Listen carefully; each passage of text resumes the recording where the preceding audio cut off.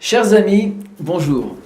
Alors, le sujet qu'on va parler cette fois-ci, Bezrat Hashem, c'est le Shalom Bait. Ça veut dire, en hébreu, vous savez l'expression qui dit il faut arriver au Shalom Bait, parce que si tu ne fais pas de Shalom Bait à la maison, alors Shalom la Bait, c'est-à-dire que la maison, au revoir la maison. Alors, si on veut essayer de rentrer un petit peu dans le sujet du Shalom Bait, de comprendre un peu qu'est-ce que c'est la paix dans la maison, alors il faut essayer de déterminer un peu qu'est-ce que c'est le Shalom. Alors, en vérité, comme on l'a dit dans plusieurs fois, dans plusieurs cours, que l'union, en vérité, pour réveiller une union parfaite, il faut avoir le shalom. Maintenant, quand tu veux déterminer le shalom, il faut savoir qu'en vérité, il y a plusieurs, comment on peut dire ça, c'est-à-dire degrés de shalom. Maintenant, le shalom le plus bas qui peut exister, il faut savoir que on a besoin de shalom, comme par exemple, il y a le shalom, la paix dans les peuples, il y a la paix avec les voisins, il y a la paix avec les amis, il y a la paix entre la belle-mère et la belle-fille, la paix entre les parents et les enfants, la paix entre les amis, etc. Mais aussi la paix dans la maison, c'est-à-dire entre toi et ta femme, la femme et son mari. Et donc, quand on veut arriver à la paix absolue, alors il faut savoir qu'il y a 3 degrés de shalom. Le premier degré de shalom, ce qui est le plus bas, c'est tout simplement, voilà, il y a la paix dans 2 nations, dans 2 pays, c'est-à-dire que chacun pour soi et Dieu pour tous. Ça veut dire que chacun vit dans un côté, l'autre vit de l'autre, il y a une ligne, une frontière qui sépare les 2 pays, les deux pays, et personne ne dérange l'autre, chacun vit chez soi, sans aucun intérêt, sans aucun échange, ni rien du tout, et chacun n'embête pas l'autre, chacun vit avec ce qu'il a dans son pays.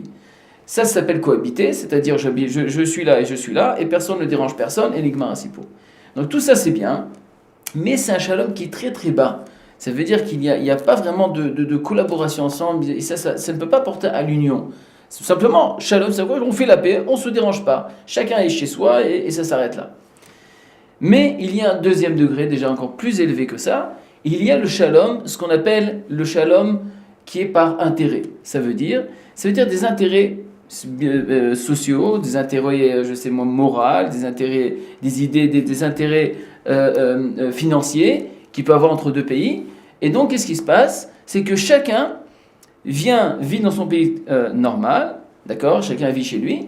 Mais maintenant, étant donné que moi, je peux apporter, ce pays qui est à côté de moi a besoin de moi, ou un autre pays a besoin de moi, chacun a besoin de chacun, parce que chacun cultive quelque chose qui n'est pas chez l'autre, et il y a un échange.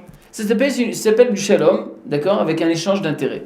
Maintenant, ce shalom-là, c'est aussi déjà un niveau un peu plus élevé, mais c'est sûr que c'est pas le shalom que la Torah demande, parce que, encore une fois, c'est un shalom qui vient avec des intérêts. Donc il n'y a pas vraiment une collaboration, une union. C'est-à-dire qu'on ne va pas former quelque chose ensemble. C'est tout simplement ce que j'ai besoin de toi tu as besoin de moi, alors moi je vais partager, toi tu vas partager et pour que je puisse moi-même, c'est-à-dire arriver à quelque chose, mais qui n'a rien à voir en vérité avec toi. C'est-à-dire que je me sers de toi pour arriver, mais à mes idées, à mes convictions, à mon but précis, qui me concerne à moi, mais sans rentrer dans ta vie à toi. Et ça, c'est malheureusement, on le voit souvent, des fois dans des foyers où il y a une cohabitation, qu'il y a des échanges. Ben voilà, moi j'ai des problèmes, j'ai des besoins, toi t'en as des besoins, ben on va vivre, on va chacun échanger des besoins, et puis ça s'arrête là.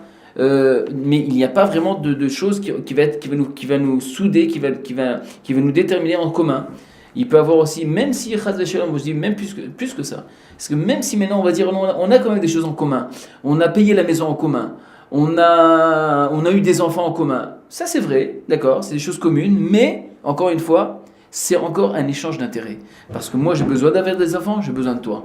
Toi tu as besoin tu peux pas rester tout seul et payer un loyer, donc on va payer ça ensemble. Donc c'est vrai que c'est des intérêts communs, d'accord, mais encore une fois, c'est encore un intérêt d'échange. Ça veut dire que j'ai besoin, mais qui n'est rien. Mais en réalité, il n'y a pas de direction collective, une direction qui va faire en sorte que nous deux on va aller dans le même chemin.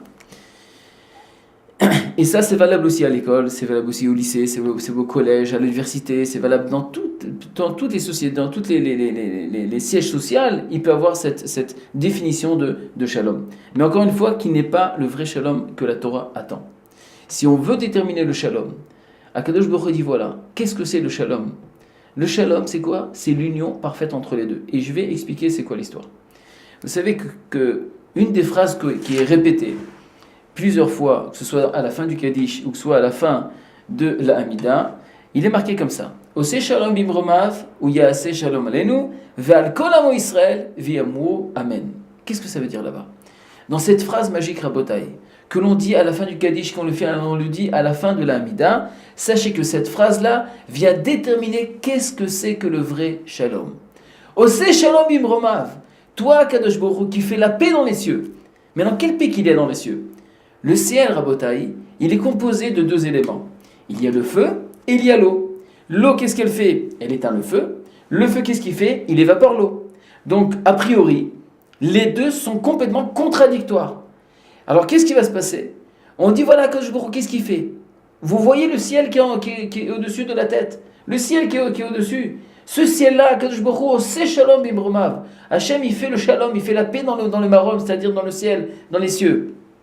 Cette paix-là, Rabotai, c'est une paix qui est composée de eau et de feu. Maintenant, comment on peut avoir un ciel bleu, un ciel aussi beau que ça? C'est uniquement à une condition. Que le feu, il reste feu. Que l'eau reste de l'eau. Et en vérité, chacun va compléter l'autre. Sans éteindre, sans écraser l'autre, ça va déterminer, ça va être une composition de deux éléments qui vont former le ciel. Donc, c'est Shalom Bimromav, toi Hachem qui fais la paix dans les cieux. Donc, qu'est-ce qu'on nous demande? Il y a assez Shalom Aleinu. C'est quoi Aleinu? Fais en sorte qu'il y ait de la paix chez nous. La paix dans nos maisons. La paix entre moi, chez nous c'est entre moi et ma Neshama. Nous savons que l'homme et la femme est complètement contradictoire. Et qu'il faut qu'il y ait la paix, c'est-à-dire que chacun donne le meilleur de soi sans écraser l'autre. Il faut aussi qu'il y ait la paix entre le corps et la Neshama. Le corps et la Neshama sont deux éléments complètement contradictoires. On parle d'un côté spirituel, d'un côté matériel. Les deux ont deux trajectoires différentes, mais il peut avoir c'est-à-dire une union ensemble et une direction ensemble de faire la Avodat Hashem, de servir Kadosh Baruch Hu avec le corps et avec la Neshama. Donc en vérité, qu'est-ce qui va se passer? Le corps va donner le meilleur de soi au service d'Hachem. La Neshama va compléter, va donner le meilleur de soi au service d'Hachem. Et les deux vont s'associer, la main dans la main, pour servir à Kadosh Baruch Hu. Et ça s'appelle Adam Arishon, l'être humain. Et ça, c'est valable en bataille pour exactement, même pour l'être humain, pour Adam Arishon et pour Chava, pour l'homme et la femme.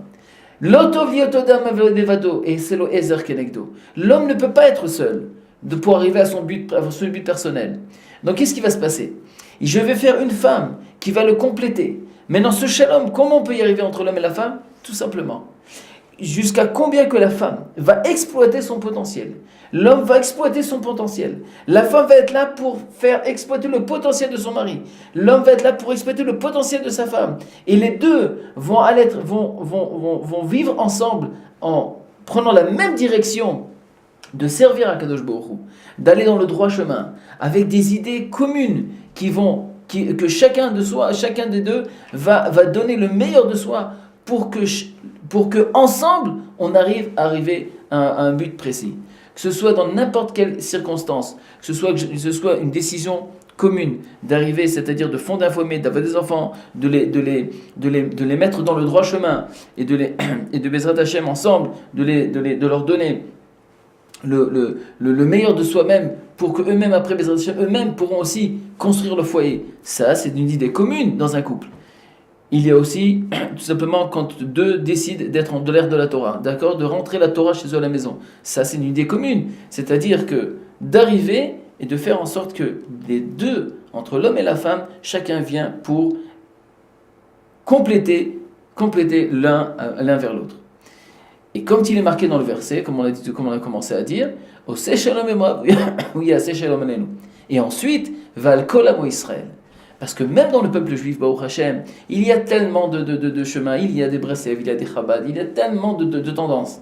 Mais dans ces tendances-là, en vérité, il peut y arriver le shalom. Le shalom peut être quand chacun va comprendre qu'en vérité, on n'est pas là pour écraser l'autre. Chacun, vous savez, le Ham Israël, c'est comme un diamant. Un diamant, il a plusieurs facettes. Et toutes les facettes sont importantes. Ça veut dire que chaque tendance, elle a son importance en elle-même. Elle a sa Avodat Hashem. Cette Avodat Hashem, dans chacun de toutes ces tendances-là, sont une complémentarité qui va en direction vers le service d'Akadosh Baruch Hu. C'est-à-dire comment servir Akadosh Baruch Hu. Maintenant, quel va être le fond, le fil conducteur de toutes les tendances? C'est le Shulchan Aruch. Donc c'est Rabbi Yosef Karo qui a, à travers le Shulchan Aruch, qui a tracé la ligne, qui a tracé la route du peuple juif, qui a concrétisé toutes les lois, dans toute la loi orale, toute la Torah, pour nous donner la direction du peuple juif. Maintenant, il y a plusieurs tendances. Mais il y en a qui pensent que ça. Inachinami, c'est vrai. C'est vrai. Il y a les Lubavitch, il y a les Breslev, il y a les Litaïm, il y a les Sefaradim, il y a tellement de tendances. Et Baruch Hashem, En lo Alman Israël. Am Israël a besoin, c'est parce que, justement, encore une fois, toutes ces facettes montrent la beauté du clan Israël. Parce que c'est comme un diamant avec toutes les facettes. Seulement, pour arriver au diamant, on a besoin de toutes les facettes, sinon c'est plus un diamant. On a besoin de tout le monde. Donc quand chacun va donner son potentiel sans écraser l'autre, alors il y aura un shalom absolu dans le clan d'Israël. Quand les Sfaradim vont exploiter le meilleur de tout leur patrimoine, tout ce qu'ils ont reçu de leurs ancêtres, et quand les Ashkenazim vont recevoir le meilleur, et quand le Chabad et les Lubavitch vont recevoir le meilleur, quand le Breslev va donner le meilleur de soi, il va avoir la simcha, l'autre il apporte la imuna, l'autre il apporte l'étude de la Torah, chacun c'est une complémentarité. Et ça, Rabotai, ça s'appelle Am Israël. Et ça s'appelle le shalom. Et ensuite, quand le Am Israël va comprendre que le seul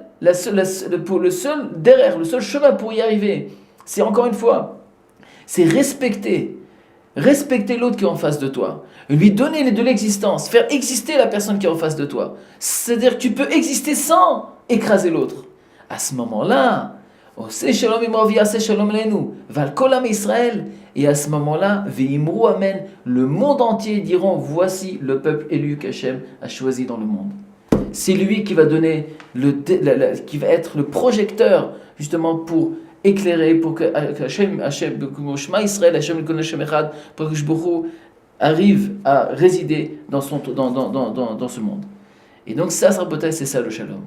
Alors, le problème, c'est que ce que je voudrais maintenant, Bezrat Hashem, parler ensuite, c'est d'essayer de comprendre maintenant, si Béhémet, tout le monde, quand on vient pour se marier, on veut arriver à ce shalom, on veut arriver à cette union, on pense qu'on est fait l'un pour l'autre pour arriver, on a des idées communes. Alors pourquoi ça ne marche pas? Pourquoi il y a tellement de soucis? Pourquoi il y a tellement de problèmes? Alors on va essayer, Bezrat Hashem, de parler de ça dans les prochains cours, mais ce que je voudrais, Bezrat Hashem, par la suite, c'est de vous montrer en vérité jusqu'à combien même les Chachamim, eux aussi, se sont tellement investis pour le shalom. Ça, Bezrat Hashem, on verra ça la prochaine fois.